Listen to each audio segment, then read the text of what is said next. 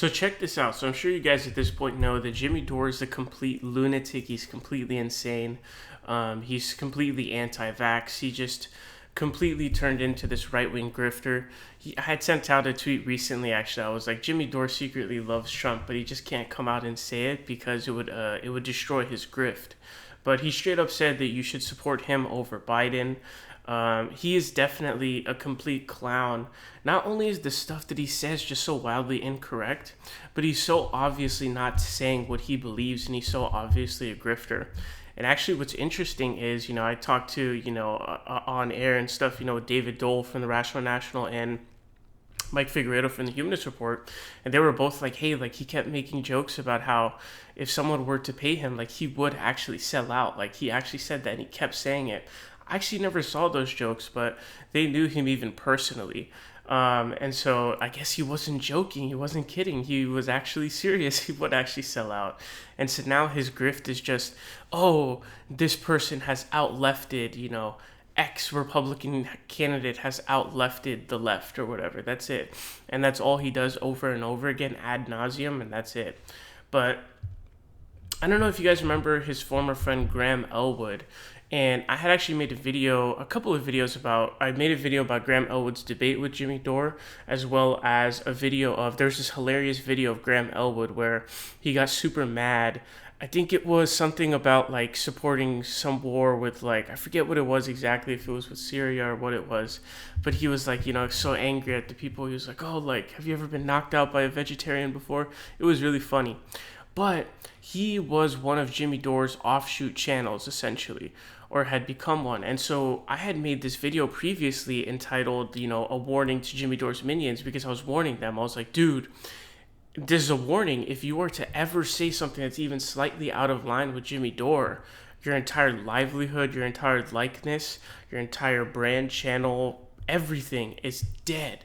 And so that's the danger of not only attaching yourself to a channel like Jimmy Dore, but any channel for that matter. And so we kind of all can fall into that trap, right?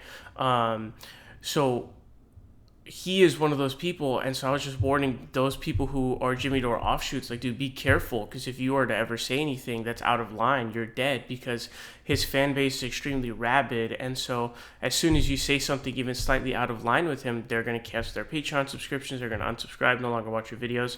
I didn't check Graham Elwood's YouTube channel before this, but I've seen it before, and it was like completely dead. I don't know if it's still completely dead or not.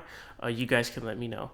But he had got into a debate with him, and here he sent out a tweet just yesterday explaining why he stopped working with Jimmy Dore. So I thought I'd talk about this. He says, reason I stopped working with Jimmy Dore, defended Rittenhouse JD, quoted Blue Lives Matter talking points on air, to COVID minimizing / cherry picking stats. I should actually say, with the Blue Lives Matter talking points thing, this is also really interesting because he used to make a lot of videos that he doesn't make now. So ones that are, he's like, he hates police officers. Like, he hates like all cops. Like, he's super anti-cop, but he doesn't make any of those videos anymore. It's not because his opinion changed. It's because his viewer base would not like it, because his viewer base is a bunch of Republicans and conservatives. So he can't make those videos anymore. In addition to those videos, he doesn't make, like, if you even go back to just like 2016 and stuff like that, he had videos like supporting Colin Kaepernick, for example. And it's just like, it looks so weird now, because it's just like, what happened? Like, what went down? It's just so bizarre. But there's a lot of videos that he could make that he doesn't.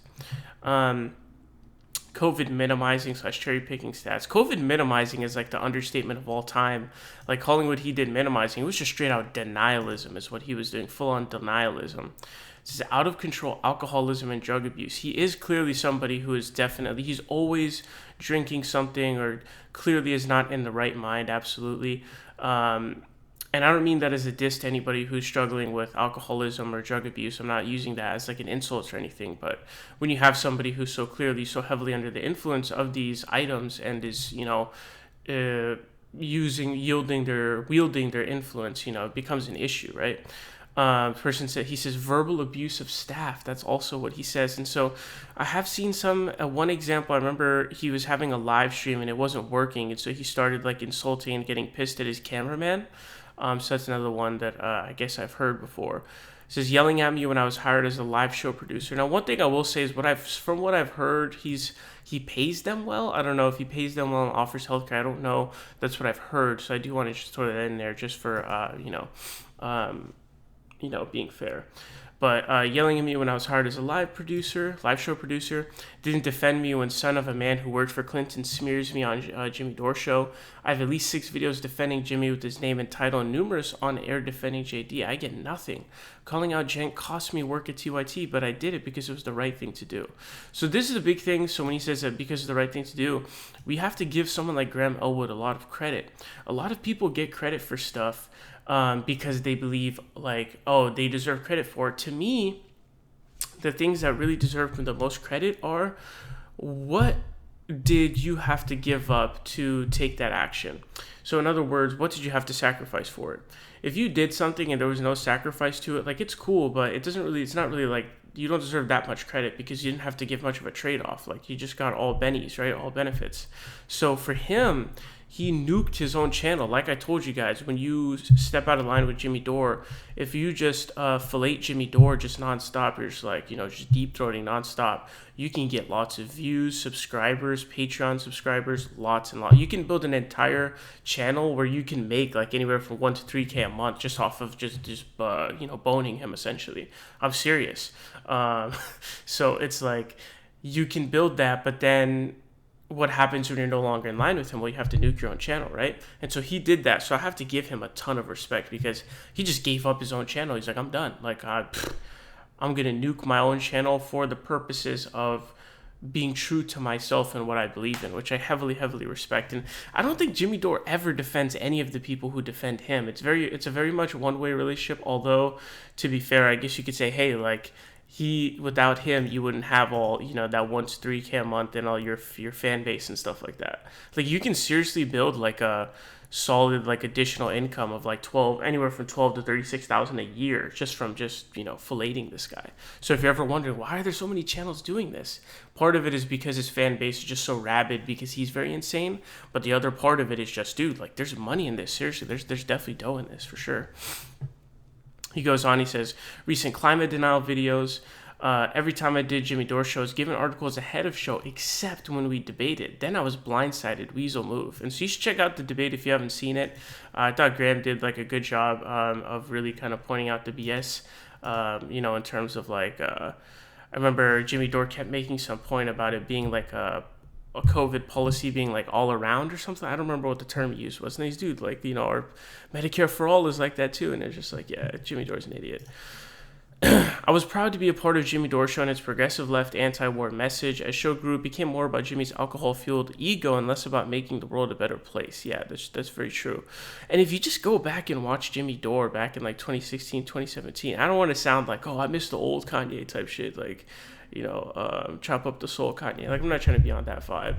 But if you do go watch like the old Jimmy Dore videos, like, you will see just a level-headed person. Even if you disagree with what he said, he just seemed much more level-headed, reasonable, to where it's like, okay, this guy's not a maniac. Even if you disagreed with him now, it's like, regardless of if you agree or disagree, he's obviously just completely insane. You can see it from his demeanor, his delivery. You can just see it, right? But I don't want to be on the super like, oh, I miss the old Kanye type beat. And I guess this hit home for him personally. He says, growing up in an alcoholic home, being in 12-step recovery for 15 years means I won't tolerate toxic behavior. Sometimes I don't express this in the best way, but I'm always going to be honest. I've never lied to my audience, even and especially when I'm angry. And that right there is something that Jimmy Dore cannot say, because Jimmy Dore is lying about what he believes. This is the thing that makes politics so garbage. Is politics ends up being just a vehicle, becomes a means to an end for people for careers. And so to the point where politics itself is meaningless because nobody in politics cares about politics. They're looking for dough. They're looking for a career. I just told you can make 1 to 3 grand a year, not a year, sorry, a month just from literally making a channel filleting Jimmy Dore. If you just make a channel just defending everything he does, covering videos of his, like, attacking other people who don't do it, who attack him, you can make like a solid additional income of like anywhere 12 to 36K. all of this stuff, right?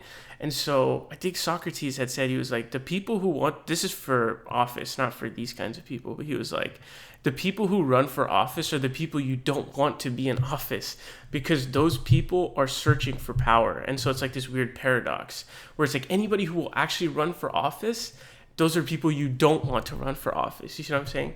So, much respect to Graham Elwood, because, like I said, he had to sacrifice his entire channel. And I haven't looked at his channel, but unless he pulled something off, I mean, his shit is definitely dead. But Jimmy Dore is definitely out. He's completely insane, but he's also just very not. He just doesn't care about politics. It's just whatever is going to make him money, whatever is going to get him views. That's what Jimmy Dore is finna do, right? That's what he's going to do.